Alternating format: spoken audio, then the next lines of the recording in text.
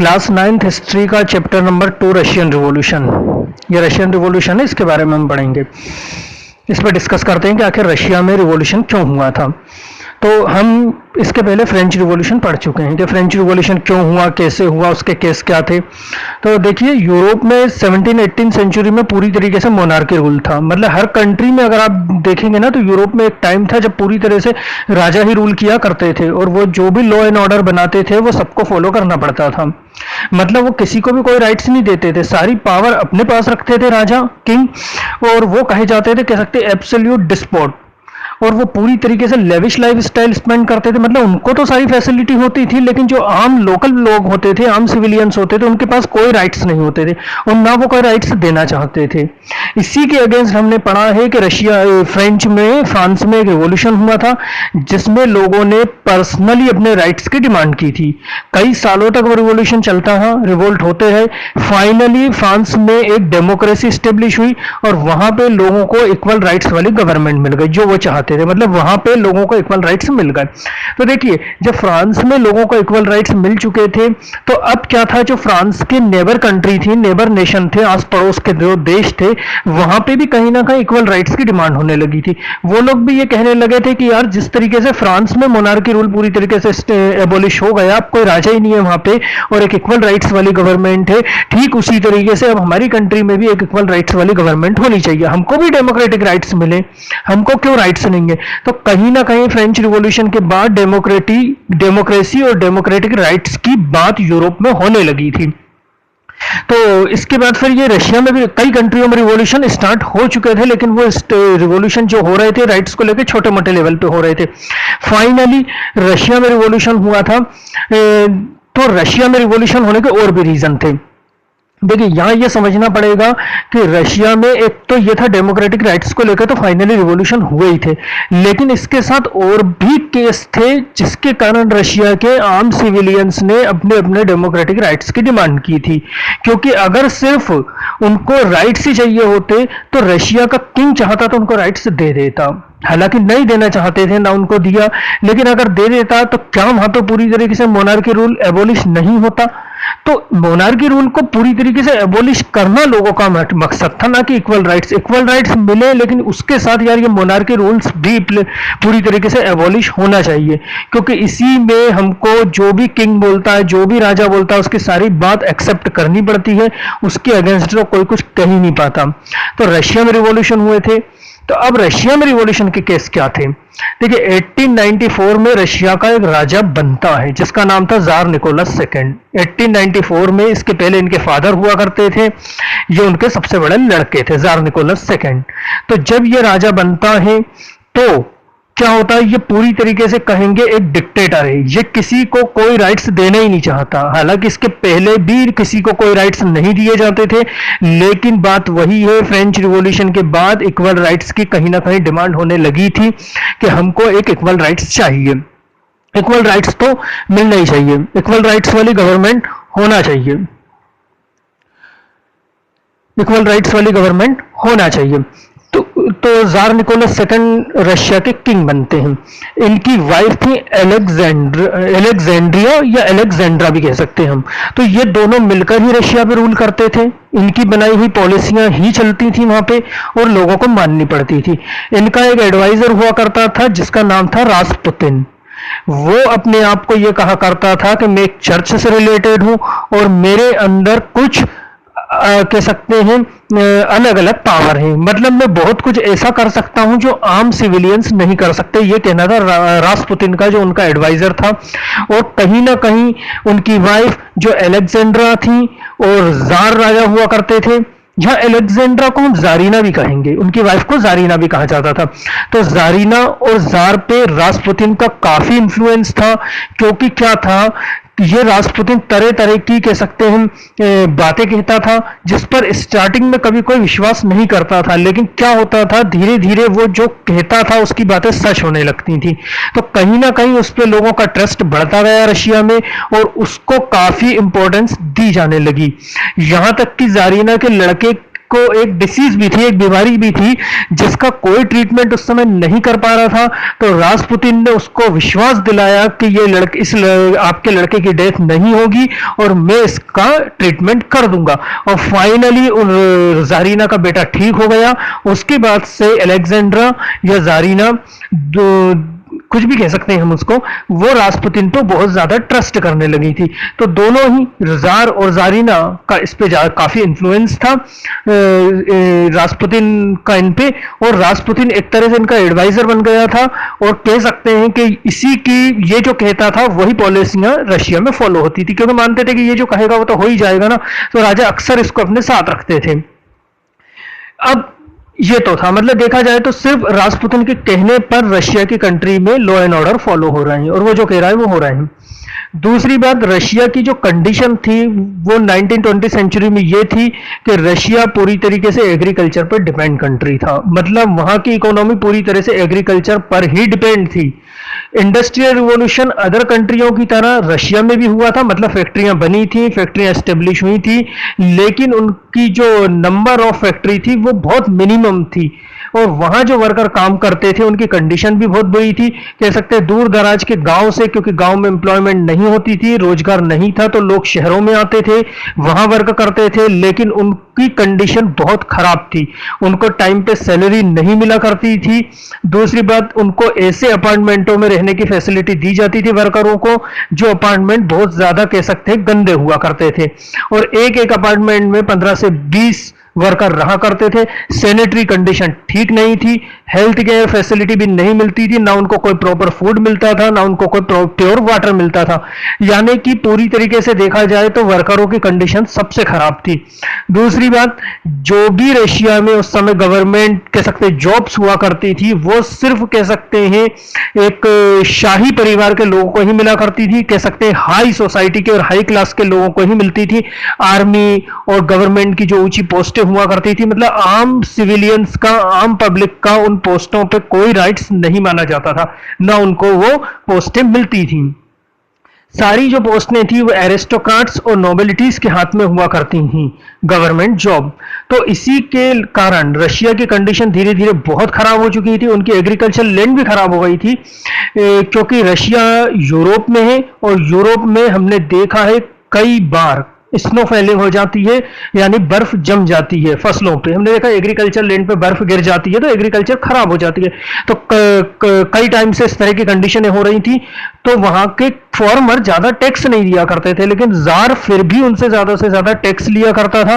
तो फार्मरों और वर्करों की कंडीशन बहुत खराब हो गई थी।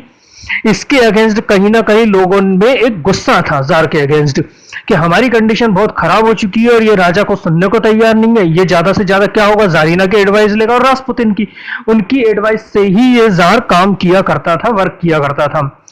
ठीक इसी समय रशिया में ही एक लेनिन निकले, व्लादिमीर लेनिन। व्लादिमीर लेनिन एक तरह से देखा जाए तो वो पर्सन थे जिन्होंने पूरे रशिया में घूम घूम के जार के अगेंस्ट एक एटमॉस्फेयर क्रिएट करा, लोगों को बताया कि किस तरीके से जार की पॉलिसियों के कारण देश बर्बाद हो रहा है, हमारी कंट्री की प्रोग्रेस रुक चुकी है, हमारी इकोनॉमी बिल्कुल खराब हो चुकी है, हमारे पास खाने के लिए कुछ सोर्स, खाने पीने की चीजों की हमारी कमी हो गई है।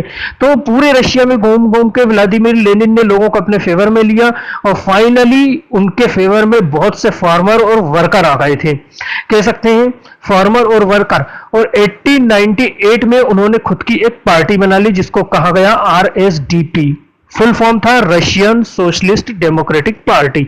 इसके लीडर थे लेनिन, और इस पार्टी का मेन काम यह था वर्करों और स्पेशली फार्मरों की कह सकते हैं प्रॉब्लम्स को देखना और उनका ज्यादा से ज्यादा सॉल्यूशन करना। यह उनकी पार्टी थी। व्लादिमीर लेनिन जब भी लोगों के बीच में जाते थे वो लोगों को यही कहा करते थे कि आप लोग जब तक इक्वल राइट्स की डिमांड करेंगे तब तक आपको इक्वल राइट्स नहीं मिलेंगे। लेकिन व्लादिमीर लेनिन लोगों में काफी ज्यादा फेमस हो गए थे, पॉपुलर हो गए थे, लोग उनको पसंद किया करते थे रशिया में, मतलब बहुत बड़े लीडर थे ये। और इनका कहना यह था कि जब तक आप लोग इंतजार कर रहे हैं कि आपको सोशल राइट्स मिले, इक्वल राइट्स मिले, तो आपको इक्वल राइट्स नहीं मिलेंगे।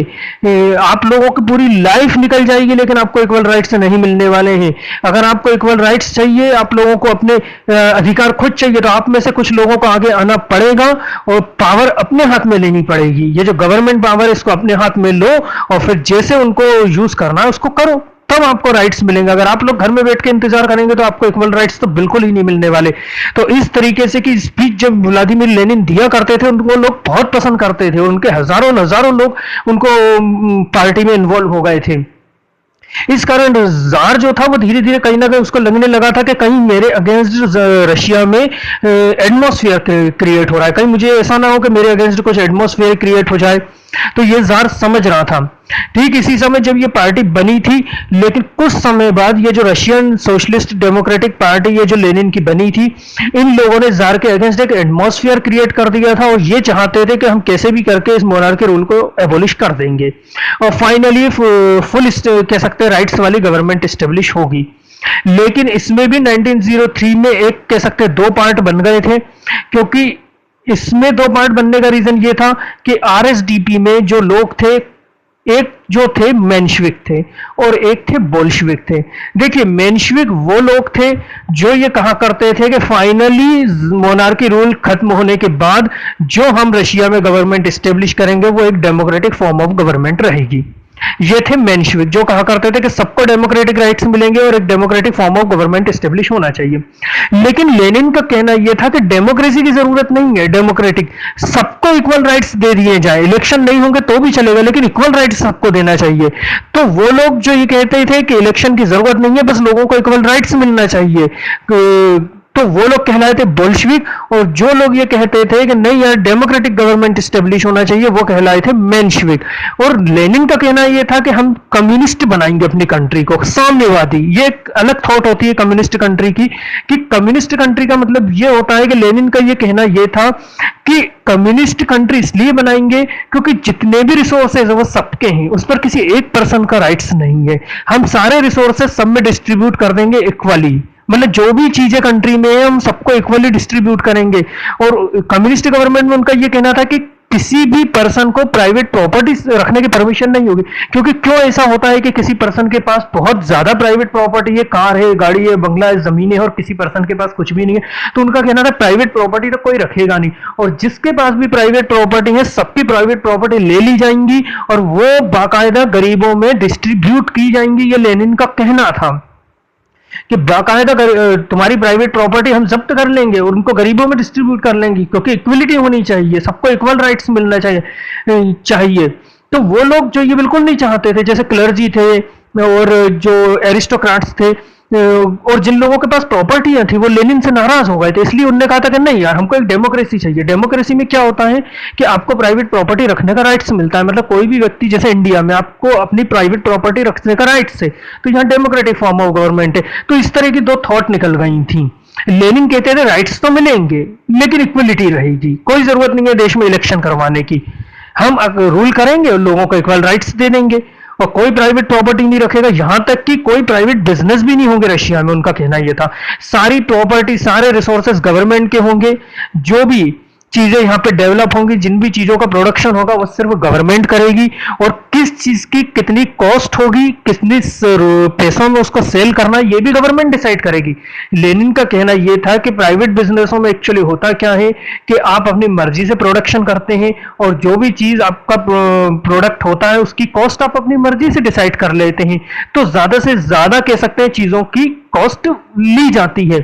तो लेनिन का कहना यह था कि हर चीज अंडरटेकिंग होगी गवर्नमेंट के, गवर्नमेंट ही प्रोडक्शन करेगी, प्राइवेट प्रॉपर्टी कुछ नहीं होगी, ना कोई प्राइवेट बिजनेस होगा, और गवर्नमेंट का काम होगा पब्लिक सर्विस का, वो कम से कम पैसों में लोगों को चीजें अवेलेबल करवाएगी। तो वो लोग उनसे नाराज हो गए थे जिन लोगों के पास प्राइवेट प्रॉपर्टी थी, जो लोग प्राइवेट बिजनेस उस समय किया भी करते थे, तो उनको समझ में आ गया था ना तो हमें प्राइवेट बिजनेस करने देंगे लेनिन, ना हमको प्राइवेट प्रॉपर्टी रखने देंगे।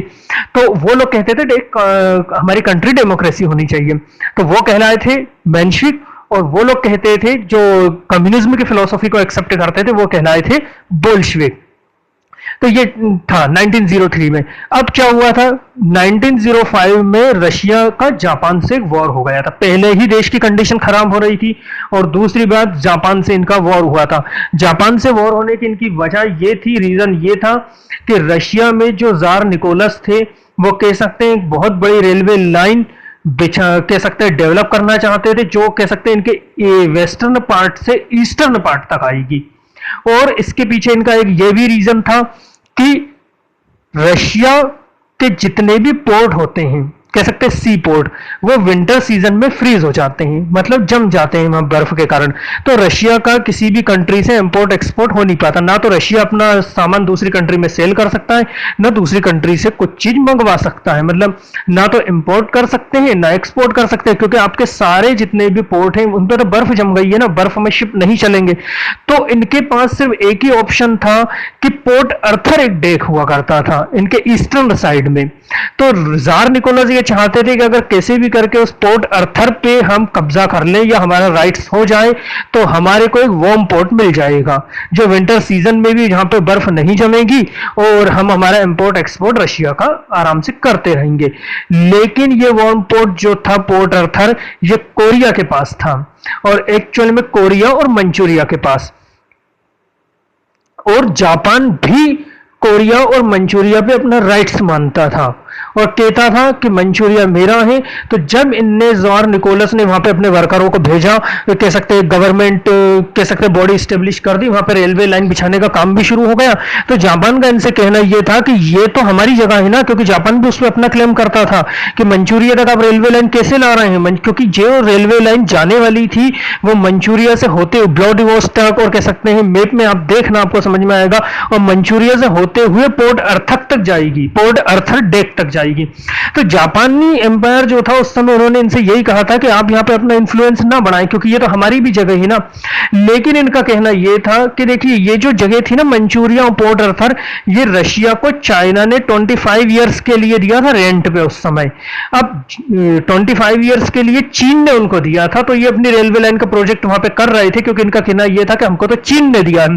लेकिन जापान का कहना यह था कि नहीं, ये हमारी जगह है। ये चीन ने एक 1995 में चीन और जापान का भी वॉर हुआ था, जिसपे चीन ने जापान से वो जगह ले ली थी किसी रीजन से, और जापान को वो देनी पड़ी थी। तो जापान ने बाद में क्लेम करा कि नहीं, ये तो कंट्रोवर्शियल एरिया है ना, आप इस पे कुछ भी कह सकते हैं, एक तरह से डेवलपमेंट कर ही नहीं सकते हैं। लेकिन जार निकोलस ने उनकी एक भी नहीं सुनी और अपना रेलवे प्रोजेक्ट कंटिन्यू करते हैं।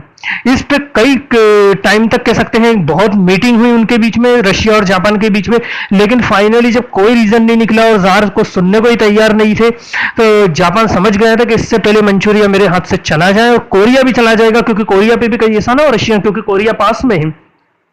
तो जापान ने कह सकते हैं डायरेक्ट अपनी आर्मी भेज दी और पोर्ट अर्थर पर अटैक कर दिया। वहां पे इनके जो वर्कर थे रेलवे लाइन बिछा रहे थे, वो वर्कर भी थे, और उनकी सिक्योरिटी के लिए रशिया की आर्मी भी होती थी। तो जब जापान की आर्मी वहां पे आई तो दोनों की आर्मी में काफी लड़ाइयां हुई, लेकिन क्या हुआ, फाइनली जापान की आर्मी ने वहां पे पूरा रेलवे जो इनका इंफ्रास्ट्रक्चर था वो पूरा डिस्ट्रॉय कर दिया, खत्म कर दिया, फाइनली वहां पे कह सकते हैं इनको हटा दिया गया। अब रशिया की देखिए यहाँ पे आर्मी भी काफी पावरफुल थी, रशिया के पास रिसोर्सेस की भी कोई कमी नहीं थी, तो रशिया वॉर में कह सकते हैं हार कैसे सकता है। लेकिन ये हार गए थे उस वॉर को, कैसे, क्योंकि रशिया की जितनी भी आर्मी थी वो मॉस्को में हुआ करती, तो मॉस्को इनके वेस्टर्न साइड में है, और रशिया वर्ल्ड की लार्जेस्ट कंट्री है, सबसे बड़ी कंट्री, तो इनके वेस्ट से ईस्ट साइड तक जाने में ही कई टाइम तक लग जाते थे, कई दिन लग जाते थे। तो जब इनने इनकी आर्मी को वहां से भेजा वेस्ट साइड से ईस्ट साइड तक जाने में ही कई दिन लग गए, क्योंकि रेलवे लाइन का काम इनका पूरा हुआ नहीं था। जार निकोलस ये चाहते थे कि एक बार रेलवे लाइन का हमारा काम पूरा हो जाएगा तो पूरी कंट्री में कनेक्टिविटी हो जाएगी, हमारी आर्मी को कहीं भी हम सुपर फास्ट ट्रेन से कह सकते पहुंचा दिया करेंगे। लेकिन अभी तो काम शुरू ही हुआ था ना, पूरा थोड़ी ना हुआ, और जो कुछ थोड़ा बहुत काम हुआ था वो जापान की आर्मी ने आकर इनका कह सकते पूरा मैन्युफैक्चरिंग जो था, जो इनने बनाया था, डेवलपमेंट किया था, वो भी खत्म कर दिया। तो अब इनके पास तो कोई ऑप्शन ही नहीं बचा था। तो लैंड की तरफ से तो कह सकते हैं जो लैंड वॉर था वो तो एक तरह से रशिया पूरी तरीके से लूज ही कर गया था, हार ही गया था। दूसरा इनका वॉर होना था समुद्र में, सी में वॉर होना था, क्योंकि अब सी की बॉर्डर बची थी। लेकिन समुद्र में वॉर में भी रशिया की आर्मी पूरी तरह से हार गई थी, क्योंकि अब ये आते कहां से, आ ही नहीं पा रहे थे, इनको आने में भी काफी टाइम लग गया था। तो उतने टाइम पे जापान अपने कम रिसोर्सेस से और के बेस पे भी ये वॉर को जीत गया। और फाइनली जब रशिया इस वॉर को बहुत बुरी तरह हारने लगा था, उनके काफी सोल्जर मर गए थे और उनको समझ में आ गया था कि यार हमको बहुत ज्यादा नुकसान हो चुका है और ये गलत वॉर हो गया है। तो फाइनली फिर अमेरिका के प्रेसिडेंट थे रूजवेल्ट, उनने मिलकर रशिया और जापान के बीच में एक ट्रीटी करवाई थी और इस वॉर को फाइनली फिनिश किया था। लेकिन इसमें यह डिक्लेरेशन हुआ था कि जापान ये वॉर जीत चुका है और रशिया ये वॉर हार चुका है। तो वहां के लोगों को जब ये बात पता चली कि यार हमारा रशिया बहुत पावरफुल है और जापान तो एक बहुत छोटा सा देश है, हम जापान से कैसे वॉर हार सकते हैं, इस कारण भी लोगों के मन में काफी गुस्सा था। और फिर वही आरएसडीपी जो पार्टी बनी थी उसमें भी लेनिन ने लोगों को कह दिया था कि देख लीजिए आप लोग, ये जार निकोलस की पॉलिसियों के कारण देश का क्या हो रहा है, ना तो कोई प्रोग्रेस हो रही है और हम इतने पावरफुल होने के बाद में भी वॉर हार रहे हैं, मतलब इनकी क्या पॉलिसियां हैं ये देश में। और राजपुतिन ही इनको एडवाइस दिया करता था। राजपुतिन का कहना था हम वॉर जीत जाएंगे, उनने उनकी बात में आके वॉर लड़ लिया और वॉर हम हार गए, हम तो हार चुके हैं। तो फिर क्या हुआ था, और इस वॉर को लड़ने में भी काफी पैसा इन्वेस्टमेंट ने कर दिया था। तो फिर रिवोल्ट स्टार्ट हुआ था। फिर एक रिवोल्ट स्टार्ट हुआ था 1905 में, जब ये जापान से वॉर हार गए थे। वहां के लोगों ने इनके अगेंस्ट पूरी तरह से रिवोल्ट कर दिया कि यार हम कैसे हार सकते हैं, हमारी आर्मी पावरफुल है, आपकी क्या पॉलिसियां हैं, आपने वहां पे कुछ भी नहीं करा, हम वॉर लूज हो गए हमारे को। तो एक बहुत सारे जो वर्कर थे, बहुत सारे लोग थे, वो अपनी कुछ डिमांड को लेकर जार निकोलस के पास गए 1905 में कि भैया हमारी कुछ डिमांड है वो आप पूरी कर दो। तो जार निकोलस ने इनकी कुछ भी नहीं सुनी और इन पर अपनी आर्मी से कह के गोलियां चलवा दी। संडे का दिन था जब हजारों लोग उस कह सकते हैं फायरिंग में मारे गए। तो जार निकोलस का सोचना यह था कि इस तरह का रिवोल्ट अब दोबारा होगा नहीं, ये लोग चले जाएंगे।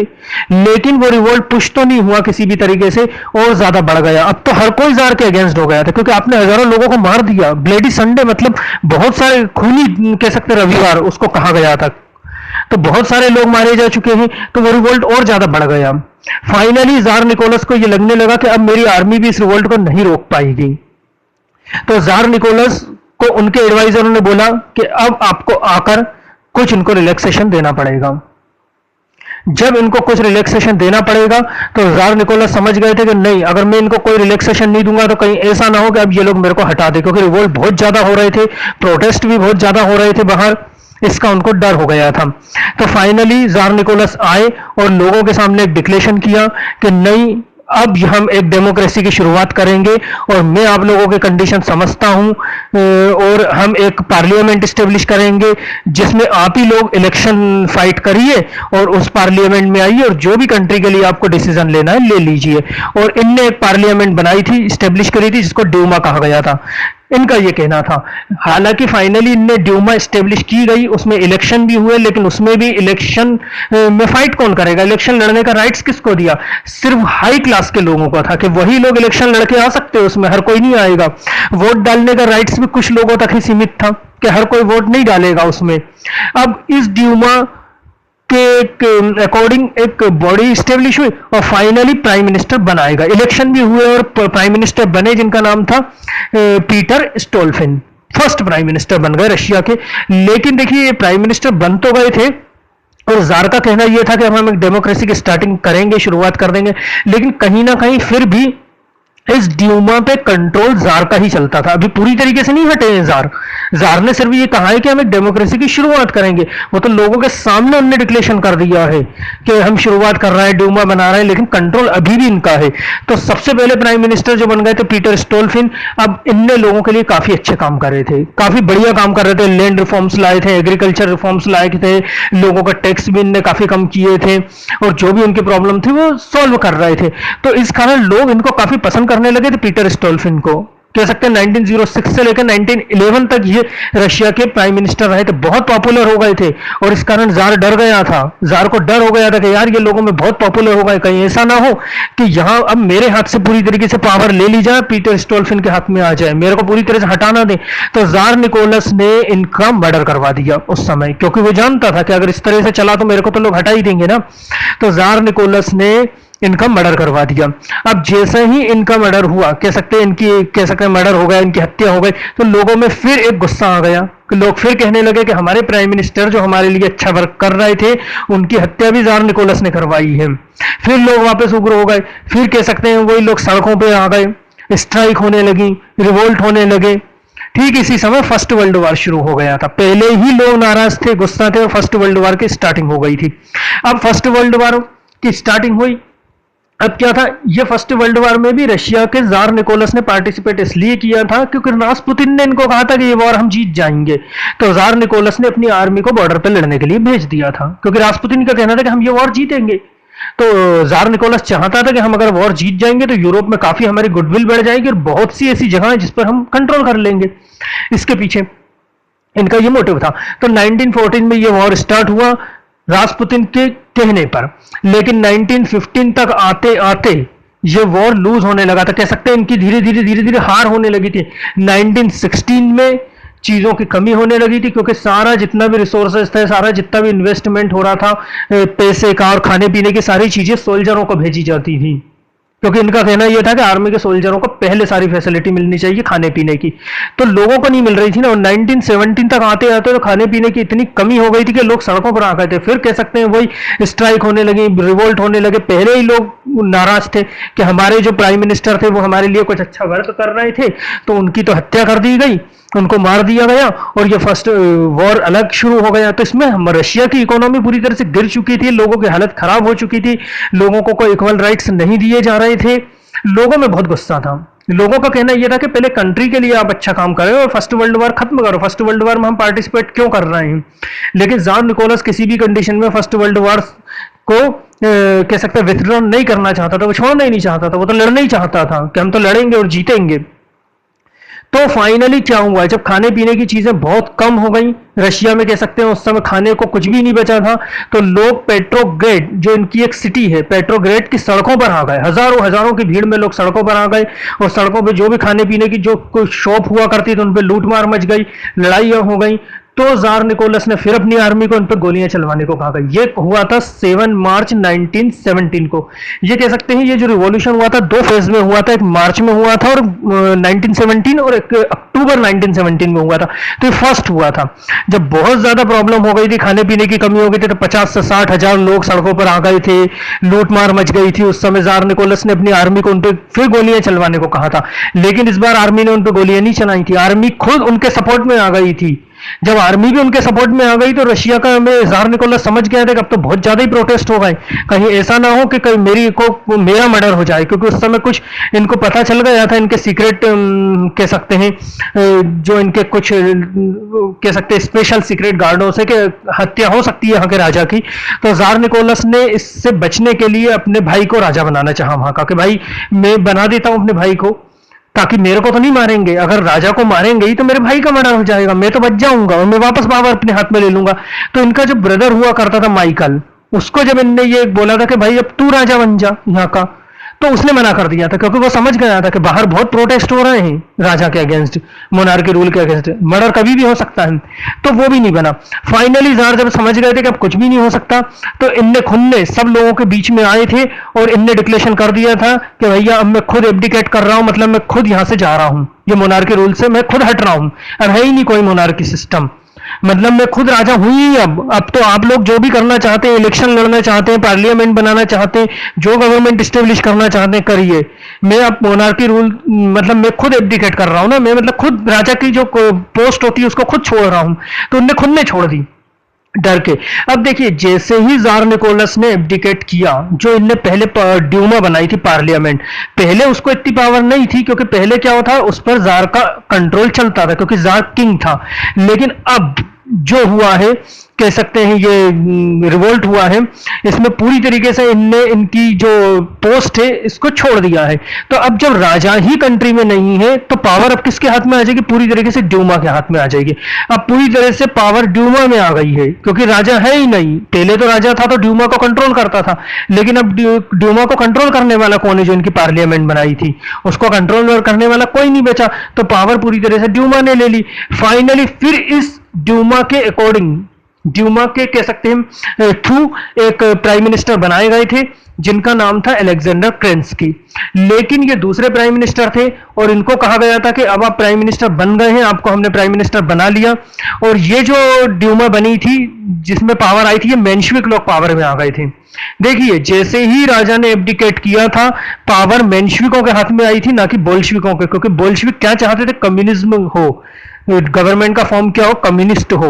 और मेंशविक क्या कहना चाहते थे, डेमोक्रेटिक हो। और मेंशविक कौन लोग हुआ करते थे, वो लोग हुआ करते थे जिनकी प्राइवेट प्रॉपर्टियां छिनने वाली थी, क्योंकि लेनिन ने कह दिया था हम आपकी प्राइवेट प्रॉपर्टियां ले लेंगे, तो ये ही पावर में आ गए थे वहां पे। तो इन्होंने अलेक्जेंडर केरेंस्की को वहां पे प्राइम मिनिस्टर बना दिया। ठीक है, ये बन गए, अलेक्जेंडर केरेंस्की प्राइम मिनिस्टर बन गए, लेकिन इनको लोगों ने कहा था कि अब आप प्राइम मिनिस्टर बन गए, लेकिन कुछ समय बाद आपको प्रॉपर इलेक्शन करवाने पड़ेंगे। अभी प्रॉपर इलेक्शन नहीं हुए, अभी तो ये रिवोल्ट को एक तरह से शांत करने के लिए, एक पीस स्टेब्लिश करने के लिए हुआ है। तो अलेक्जेंडर केरेंस्की वहां पे प्राइम मिनिस्टर बन गए थे। इनने कहा था मैं इलेक्शन करवाऊंगा। दूसरी बात इनने ये भी कही थी कि मैं फर्स्ट वर्ल्ड वॉर से विड्रॉ कर लूंगा। तीसरी बात इनने ये भी कहा था मैं लोगों को राइट्स दूंगा, और एक कह सकते हैं काफी लैंड रिफॉर्म्स लाऊंगा, एग्रीकल्चर रिफॉर्म्स लाऊंगा, लेकिन इनने जो भी कहा था वो कुछ भी नहीं किया। फाइनली हुआ ये था, ना तो इनने फर्स्ट वर्ल्ड वॉर से विड्रॉ किया था, ना इनने इलेक्शन करवाए अलेक्जेंडर केरेंस्की ने, ना इनने प्रॉपर कोई रिफॉर्म्स लाए। लेकिन बोल्शेविक जो थे उनका कहना यह था कि ठीक है, अब आप प्राइम मिनिस्टर बन गए, पावर आप लोगों के हाथ में है, अब आप कुछ तो करें, लैंड रिफॉर्म्स लाएं और लोगों को रिलैक्सेशन दें टैक्स वगैरह में। क्योंकि फर्स्ट वर्ल्ड वॉर में हमारे कितना नुकसान हो चुका है, हमारी इकोनॉमी गिर चुकी है, हमारे कह सकते 20 से 25 लाख सोल्जर मारे जा चुके हैं, 80-90 लाख कुछ आम सिविलियंस मारे जा चुके हैं, तो नुकसान बहुत हो चुका है। अब आपको कुछ रिफॉर्म्स लाने चाहिए, लेकिन इनने ऐसा कुछ नहीं करा। तो फिर क्या हुआ, जब अलेक्जेंडर केरेंस्की यानी मेंशविक जो लोग पावर में थे उनने कुछ भी नहीं करा, तो फाइनली बोल्शेविक पार्टी के जो लीडर थे ना, लेनिन थे और ये सब, इन्होंने वापस एक प्रोटेस्ट स्टार्ट करा था इनके अगेंस्ट कि भैया मेंशविकों को अब अच्छा काम करना चाहिए। लेकिन जब वो कर ही नहीं रहे थे, इन्होंने वापस प्रोटेस्ट स्टार्ट कर दिया, वापस वही होने लगा, सड़कों में भीड़ इकट्ठी हो गई, रिवोल्ट होने लगे। तो अब इन मेंशविकों ने क्या करा, इस बोल्शेविक पार्टी को बैन कर दिया। इनका कहना यह था कि बोल्शेविक पार्टी के जो लीडर हैं, जितने भी लीडर है, लेनिन वगैरह, सब इलीगल काम कर रहे हैं और ये देश में कभी भी पीस स्टेब्लिश नहीं होने देंगे, इसलिए इस पार्टी को हम बैन करते हैं। और जितने भी इनके लीडर हैं उनको कैप्चर कर लिया गया और कह सकते हैं जेल में डाल दिया गया, जेल में डाल दिया। लेकिन लेनिन इस समय भाग गए थे, माना जाता है कि लेनिन अदर कंट्री में चले गए थे अपने कुछ कह सकते हैं लोगों के साथ। अब जब बोल्शेविकों को जेल में डाल दिया गया, मेंशविक रूल कर रहे हैं, लेकिन फिर कुछ समय बाद अब आर्मी ने एक रिवोल्ट करा था। अब की बार आर्मी ने रिवोल्ट कर दिया। अब जब मेंशविकों की खुद की आर्मी, जो गवर्नमेंट की आर्मी ड्यूमा के बाद इनके हाथ में आ गई थी, वो आर्मी भी इनसे कह सकते हैं कि खुश नहीं थी, वो आर्मी ने भी रिवोल्ट कर दिया। क्योंकि आर्मी भी कहीं ना कहीं ये चाहते थी कि यार अब लोगों को इक्वल राइट्स दिए जाएं, बहुत रिवोल्ट हो रहे हैं। लेकिन मेंशविक तो ना तो फर्स्ट वर्ल्ड वॉर से विड्रॉ करना चाहते थे, ना वो कोई इक्वल राइट्स दे रहे थे, ना इलेक्शन करवा रहे थे, तो इनकी आर्मी ने इनके अगेंस्ट रिवोल्ट कर दिया। अब ये अलेक्जेंडर केरेंस्की समझ गए थे कि अब मेरे पास तो कोई रास्ता ही नहीं है ना, मेरी खुद की आर्मी मेरे अगेंस्ट हो गई। और आर्मी ये चाहती थी कि तख्ता पलट कर देना, कह सकते कॉप कर देना, अलेक्जेंडर केरेंस्की को हटा के किसी ऐसे पर्सन को वहां पे प्राइम मिनिस्टर बनाना जो अच्छा काम करे। तो अब क्या था, अलेक्जेंडर केरेंस्की डर चुके थे, तो अब अलेक्जेंडर केरेंस्की ने क्या करा, बोल्शेविक जो लीडर हुआ करते थे उनको वापस बुलाया। क्योंकि इनने पहले बोल्शेविकों पार्टी को बैन कर दिया था, उनके लीडरों को जेल में बंद कर दिया था, लेकिन अब की बार उन्होंने उनको वापस बुलाया। क्यों बुलाया था, क्योंकि इन लोगों के पास, बोल्शेविकों के पास खुद की एक आर्मी हुआ करती थी जिसको ये रेड गार्ड कहते थे। तो मेंशविकों के लीडर जो अलेक्जेंडर केरेंस्की थे, उनने सबको वापस जेल से निकाला और उनसे कहा कि जो मेरी आर्मी मेरे को हटाना चाह रही है, मुझे बचा लो। और क्योंकि आपके पास तो आपकी खुद की आर्मी है, आप अपनी आर्मी को बुलाओ और मेरे को जो यहाँ पे जेल में डाल देंगे या मेरे को हटा देंगे यहाँ के प्राइम मिनिस्टर के पोस्ट से, आप मुझे बचा लो। तो फाइनली सारे बोल्शेविक लीडर जेल से बाहर आ गए और लेनिन भी इस समय आ गए थे और रेड गार्ड आए और रेड गार्ड ने फाइनली अलेक्जेंडर केरेंस्की को बचा लिया। देखा जाए तो बोल्शेविक पार्टी के लीडरों ने इनको बचा लिया, सेव कर ली इनकी लाइफ, जबकि पहले इनने इनको जेल में डाल दिया था, लेकिन फिर भी बोल्शेविक पार्टी के लीडरों ने इनको बचा लिया। लेकिन देखिए अब क्या हुआ, बोल्शेविकों की आर्मी थी रेड गार्ड, तो बोल्शेविकों की आर्मी जब रेड गार्ड थी वो पूरी तरीके से एक जगह पे इकट्ठा हो गए, क्योंकि पहले नहीं थे, पहले तो पूरे कह सकते हैं रशिया में अलग अलग जगह वो थे, लेकिन इनने बोला था कि पूरे सब मॉस्को में आ जाइए, सेंट पीटर्सबर्ग में आ जाइए, तो वो आ गए थे। अब लेनिन भी आ गए। अब बोल्शेविकों ने मेंशविकों को बचाया था, सेव करी थी उनकी लाइफ, तो पावर कहीं ना कहीं अब फिर बोल्शेविकों के हाथ में आ गई थी, क्योंकि उनके रेड गार्ड थे और रेड गार्ड अब उनके सपोर्ट में आ चुके थे पूरी तरीके से। उनने हर जगह पे कह सकते हर जगह को कैप्चर कर लिया था। लेनिन भी लोगों के सामने आए, इनके लीडर, और फिर लेनिन ने लोगों को सामने स्पीच देना स्टार्ट करी। देखिए जब बोल्शेविक पार्टी को बैन किया गया था तब लेनिन देश छोड़कर चले गए थे, लेकिन वापस जब ये रेड गार्ड आ गए थे और बोल्शेविक पार्टी के लीडरों को जेल से छुड़ाया गया था तो लेनिन वापस आ गए थे। लेनिन वापस आए, वापस लोगों के सामने स्पीच देना शुरू करी। हजारों लाखों लोग उनकी स्पीच को सुनने के लिए आते थे, मतलब वर्कर हो, फॉर्मर हो, एजुकेटेड लोग हो, सब उनको पसंद करते थे। और फाइनली लेनिन ने इन्हीं लोगों के दम पर, इन्हीं लोगों की पावर से पूरी वहां की कह सकते हैं जो पार्लियामेंट में जो पार्टी थी वो चेंज कर दी, और जो मेंशविक लोग पावर में थे वो अब बोल्शविक लोग पावर में आ गए थे। ये अक्टूबर में हुआ था, मतलब मार्च में जो रिवोल्ट हुआ था उसमें एक ड्यूमा बनाई गई थी और उसमें मेंशविक पावर में थे, लेकिन अक्टूबर 1917 में जो रिवोल्ट हुआ था उसमें बोल्शविक पावर में आ गए थे। ठीक है, और ठीक उसी समय लेनिन ने कहा अपने रेड गार्ड को कि आज रात मिडनाइट तक, 24 अक्टूबर, आज रात मिडनाइट तक सारी गवर्नमेंट बिल्डिंगों पे आप कब्जा कर लो और सारी गवर्नमेंट प्रॉपर्टी को अपने कह सकते हैं हाथ में ले लो। अब यहाँ पे हमारी गवर्नमेंट स्टेब्लिश होगी। रेड गार्ड जो लेनिन और बोल्शविकों की आर्मी थी उन्होंने ऐसा ही करा, सारी गवर्नमेंट बिल्डिंग और पूरे देश में जितनी भी गवर्नमेंट प्रॉपर्टियां होती थी उन पर कब्जा कर लिया गया, उनको कैप्चर कर लिया गया। अब मेंशविक पावर में है ही नहीं, अब बोल्शविक पावर में आ गए। अब फाइनली बोल्शविक जब पावर में आए तो ये तो चाहते थे हम अपनी कंट्री को कम्युनिस्ट कंट्री बनाए, हम अपनी कंट्री को कम्युनिस्ट कंट्री बनाए, ये इनका था। लेकिन अब यहाँ पे क्या हुआ, चारों तरफ पीस तो एक स्टेब्लिश हो गई थी, क्योंकि जो लोग चाहते थे कि लेनिन पावर में आए, लेनिन पावर में आ गए हैं और लोग उनको सपोर्ट भी कर रहे थे, लोगों के फेवरेट लीडर हैं, काफी पावरफुल हैं। लेकिन यहाँ पे फिर एक सिविल वॉर स्टार्ट हुआ था। क्यों सिविल वॉर स्टार्ट हुआ था? पूरे रशिया में एक तरह से पीस तो हो गई थी क्योंकि लोगों के लीडर हैं लेनिन, और लेनिन ही पावर में आ चुके हैं। तो अब क्या लड़ाई थी, लेकिन अब फाइट इस चीज पे हो रही थी क्योंकि मेंशविक वो लोग थे जो कहते थे डेमोक्रेटिक गवर्नमेंट होनी चाहिए, और बोल्शविक जो अब पावर में आए हैं वो कहते थे कम्युनिस्ट गवर्नमेंट होनी चाहिए। तो इनमें एक सिविल वॉर शुरू हो गया। इसमें यह सिविल वॉर शुरू हो गया क्योंकि मेंशविक लोगों का जानते थे कि ये लेनिन पावर में आ गए हैं, अब ये सबकी प्राइवेट प्रॉपर्टी छीन लेंगे, प्राइवेट बिजनेस तक नहीं करने देंगे। तो उन्होंने इनके अगेंस्ट रिवोल्ट कर दिया कि नहीं आप ऐसा नहीं कर सकते। तो 1917 में बोल्शविक पार्टी पावर में आई थी और 1922 तक 4 इयर्स तक एक सिविल वॉर चलता रहा बोल्शविक और मेंशविक के बीच में। मेंशविक को बोला जाता था व्हाइट और बोल्शविक को बोला जाता था रेड, क्योंकि इनके पास रेड गार्ड थे। रेड गार्ड मतलब रेड आर्मी थी, मैंने आपको बताया। तो इनके बीच, बोल्शविक और मेंशविक के बीच फाइनली 4 साल तक एक सिविल वॉर चलता रहा, और फाइनली जीत किसकी हुई? जीत लेनिन की हुई, बोल्शविक पार्टी की। लेकिन कैसे जीत हो गई, यहाँ पे एक चीज समझना है कि मेंशविक लोगों को उस समय यूएस, ब्रिटेन और फ्रांस का पूरा सपोर्ट था। क्यों सपोर्ट था? क्योंकि मेंशविक ये चाहते थे कि जब रशिया पूरी तरीके से मोनार्की रूल एबोलिश हो चुका है, अब हमारा रशिया डेमोक्रेटिक गवर्नमेंट होनी चाहिए। और अमेरिका, ब्रिटेन, फ्रांस तीनों ही डेमोक्रेटिक फॉर्म ऑफ गवर्नमेंट को एडॉप्ट किए हुए हैं। और अमेरिका तो बिल्कुल कम्युनिज्म की फिलोसफी को पसंद नहीं करता, और वो बिल्कुल नहीं चाहता था कि जो दुनिया का सबसे लार्जेस्ट कंट्री है वो कभी कम्युनिज्म की फिलोसफी को एक्सेप्ट करे या कम्युनिज्म के बेस पर कोई कंट्री बने। तो अमेरिका ने पूरा सपोर्ट मेंशविकों को करा, रशिया के, और उनको हथियार भी दिए, उनको पैसा भी दिए, हर तरह से फैसिलिटी दी गई उनको, और उनको कहा गया बोल्शविकों के अगेंस्ट लड़ो और अपनी कंट्री को कम्युनिज्म होने से बचाओ। तो ब्रिटेन भी हेल्प कर रहा था, फ्रांस भी हेल्प कर रहा था, जबकि बोल्शविकों को कोई हेल्प नहीं हो रही थी। बोल्शविक आम सिविलियंस थे जो खुद अपनी दम पे लड़ रहे थे, अपनी पावर से लड़ रहे थे। तो 4 साल तक ये फाइनली वॉर चला, और अमेरिका, ब्रिटेन और फ्रांस की हेल्प के बाद भी रेड गार्ड जीत गए, बोल्शविक जीत गए, और फाइनली ये हुआ कि अब रशिया बनेगा, मतलब ये वॉर जीत गए और मेंशविक पूरी तरह से हार गए। जब मेंशविक हार गए थे तब उनके पास तो कोई ऑप्शन ही नहीं था, वो भाग गए, कुछ लोगों को जेल में डाल दिया गया, कुछ लोगों को मार दिया गया रेड गार्ड के थ्रू। अब पूरी तरह से रशिया बन गया रशियन कम्युनिस्ट कंट्री, मतलब वो उनने कम्युनिस्ट फॉर्म ऑफ गवर्नमेंट को स्टेब्लिश कर लिया, जिसको वही कहा गया था, कह सकते हैं जो बोल्शविक पार्टी थी वो क्या बन गई? Russian communist party. मेंशविकों को हराने के बाद, सिविल वॉर के बाद, जो बोल्शविक पार्टी थी वो क्या बन गई? रशियन कम्युनिस्ट पार्टी बन गई है अब।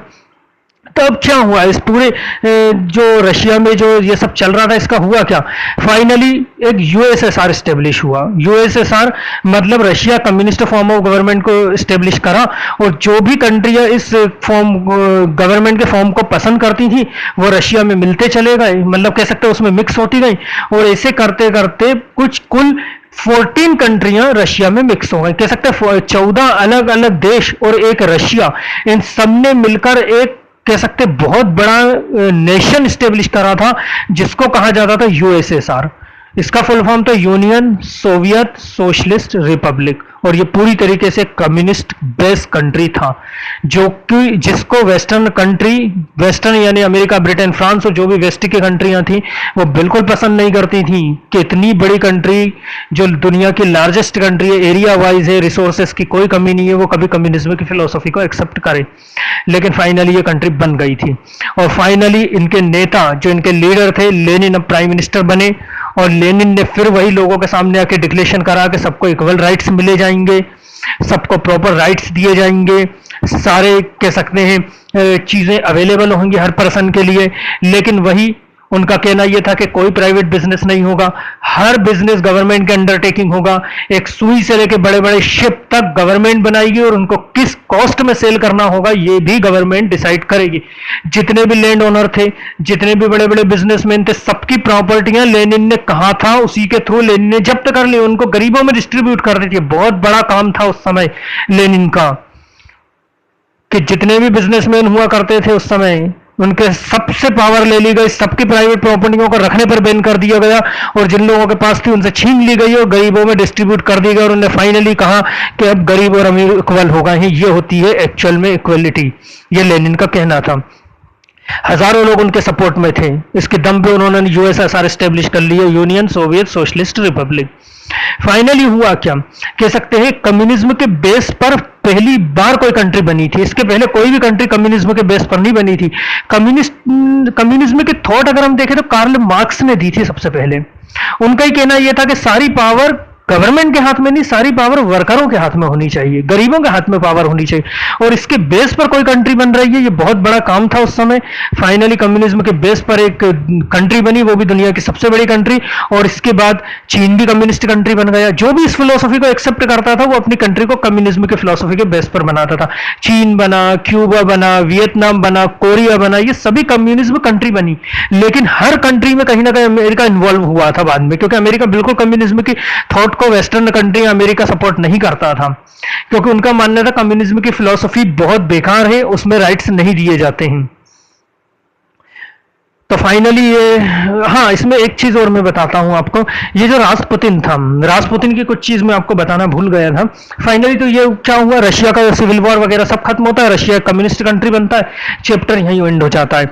लेकिन रासपुतिन की एक बात थी कि रासपुतिन वाकई में जो बोला जाता था, कुछ कह सकते हैं वो पहले से कुछ डिक्लेरेशन करता था, लेकिन बाद में वो चीज हो जाया करती थी। इसमें मानते हैं कि दुनिया के बड़े बड़े कह सकते स्कॉलर मानते हैं कि हाँ रासपुतिन में कुछ हो सकता है, पावर हो, क्योंकि ये जो बोलता था वो बाद में हो जाता था। पॉसिबिलिटीज थी कि हाँ रासपुतिन जो कह रहा है वो होगा, और होता था। कई लोगों की वो बीमारियां भी ठीक करता था। और रासपुतिन को माना जाता है कि बाद में कुछ जहर वगैरह भी दिया था जिससे भी उसकी डेथ नहीं हुई थी। तो कह सकते हैं उसको बहुत मुश्किल से मारा गया था। इसको साइनाइड दिया लेकिन इसकी डेथ नहीं हुई थी, माना जाता है इसको गोली भी मारी गई थी, लेकिन उसके बाद भी उठ के खड़ा हो गया था रासपुतिन। इस पे एक मूवी भी बनी है। तो फाइनली इसको बहुत बाद में मारा, बहुत मुश्किल से मारा था।